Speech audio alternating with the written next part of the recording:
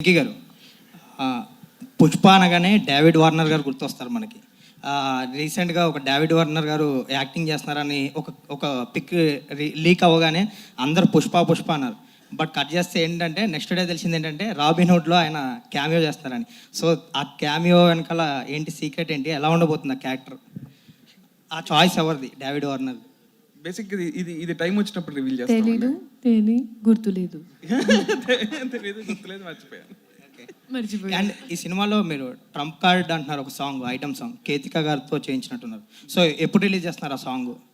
మీ team కూడా చాలా కాన్ఫిడెంట్గా చెప్తున్నారు ఆ సాంగ్ గురించి. సో అది బేసిక్గా అది ఒక స్పెషల్ కాన్సెప్ట్ సాంగ్ అండి. సగం ఐటమ్ సాంగ్ ఉంటుంది, సగం హీరో హీరోయిన్తో ఉంటుందండి. సో అది ఒకసారి అందరితో డిస్కస్ చేసి ఎప్పుడు రిలీజ్ చేస్తే బెటర్ అని దాన్ని బట్టి ఇస్తామండి. నితిన్ గారు, మీరు ఎక్స్ట్రాడినరీ మెన్ టైంలో శ్రీలీల గారు సరిగ్గా డేట్స్ ఇవ్వలేదు అయ్యని ఫన్నీ వేలో చెప్పారు. ఈ సినిమాకి బాగానే ఇచ్చారా డేట్స్, కావాల్సిన డేట్స్? అప్పుడు చాలా బిజీగా ఉన్నారు ఆవిడ. మీరు ఆ ప్రెస్ మీట్లో కూడా చెప్పారు వెంకీకి. లేదు, ఈ సినిమాకి బాగా ఇచ్చింది డేట్స్ అంటే బాగా ఈ ఇయర్ మీరు చూస్తే లిటరలీ నేను ఏ సినిమా ఒప్పుకోలేదండి. నేను literally I put everything into this film. Nithin గారు అలా కామెంట్ చేశారు కాబట్టి ఇంకా ఈ సినిమాకే ఇచ్చారా?